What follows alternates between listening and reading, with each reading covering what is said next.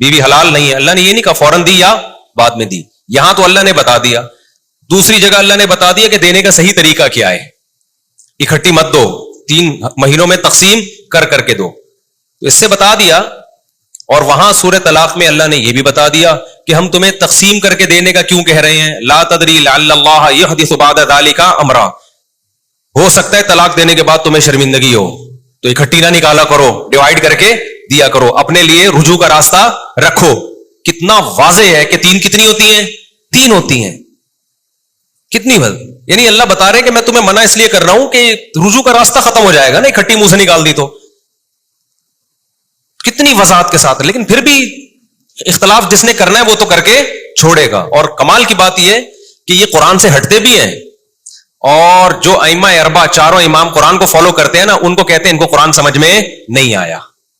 اور آج کل جو پروپیگنڈا چل رہا ہے نا اسکالرز کا, ہر وہ مسئلہ جو ان کی رائے کے خلاف ہوتا ہے اس کو کہتے ہیں حنفیوں کا بنایا ہوا ہے, حالانکہ وہ سارے صحابہ کا ہوتا ہے.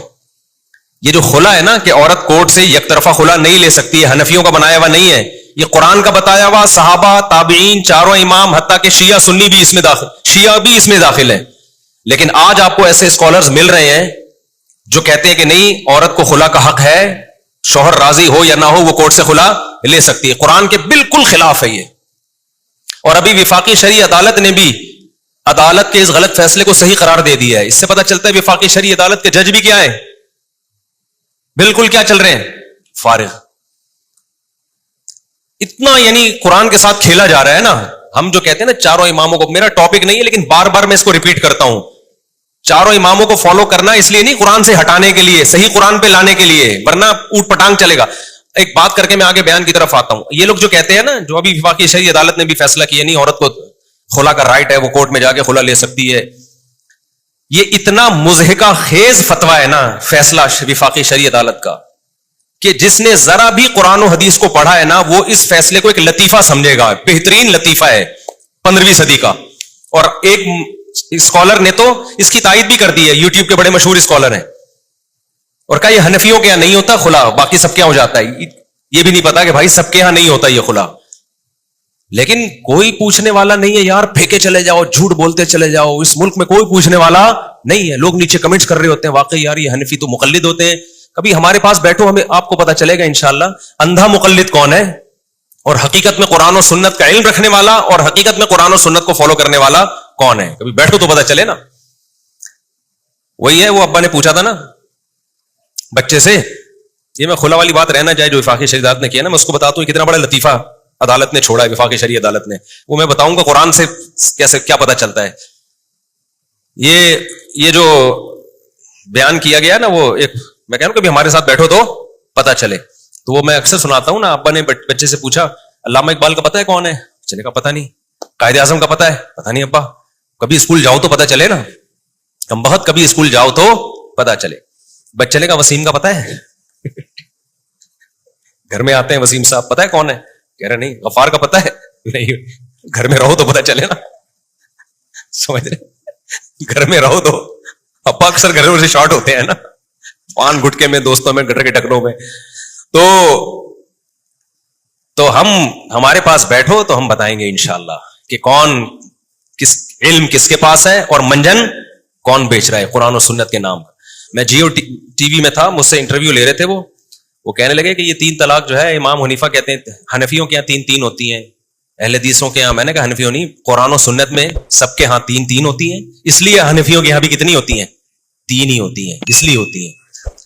احناف نے قرآن و سنت کو پہلے رکھا ہے, ابو حنیفہ کو بعد میں رکھا ہے. ابو حنیفہ قرآن حدیث کی تشریح میں جب اختلاف ہوگا تو اس میں ہم ابو حنیفہ کی رائے کو ترجیح دیتے ہیں.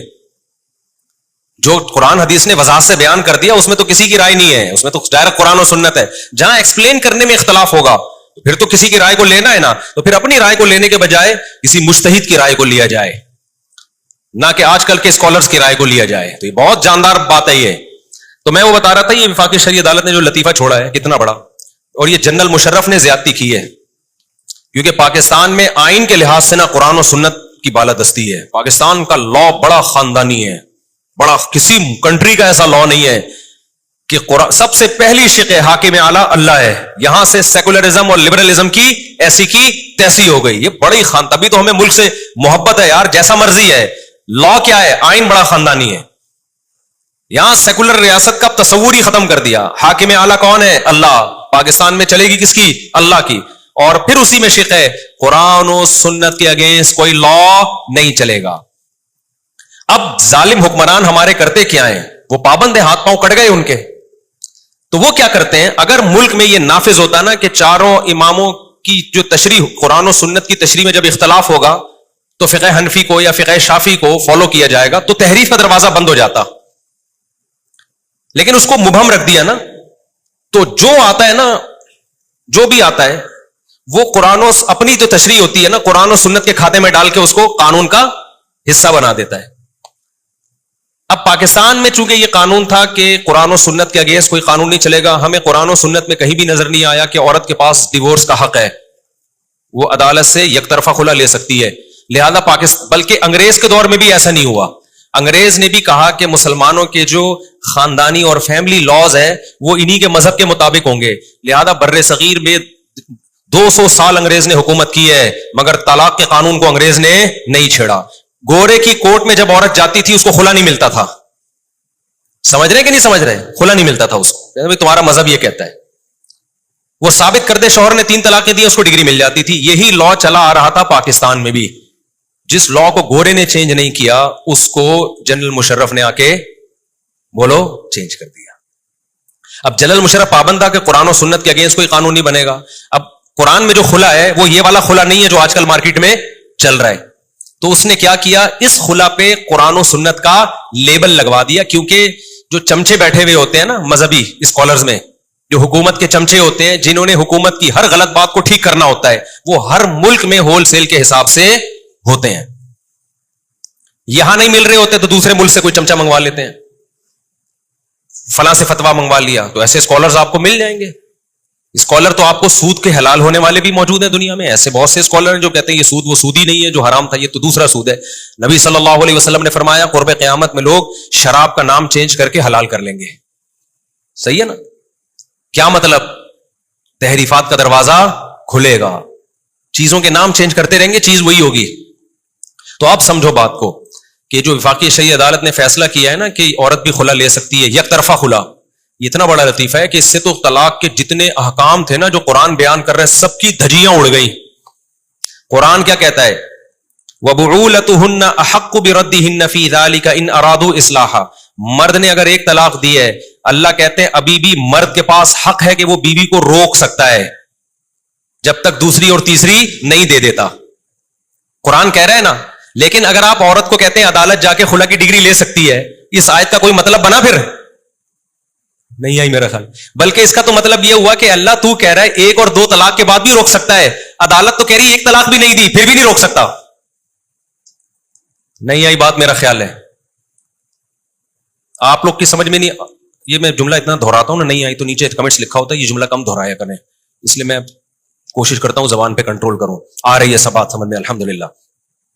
قرآن کیا کہہ رہا ہے؟ مرد نے 1 اور 2 طلاقیں دی ہو نا پھر بھی بعولتہن احق بردہن، عورت کہیں اور نہیں جا سکتی. اس بیس پہ شادی نہیں کر سکتی کہ میرے شوہر نے طلاق دے دی ہے. نا اللہ کہتے ہیں 1 اور 2 چانس میں مرد کو کیا کر رہا ہوں؟ دے رہا ہوں. لہذا مرد کو یہ حق ہے کہ اس کو روک لے جب تک تیسری نہ دے دے عدت کے اندر.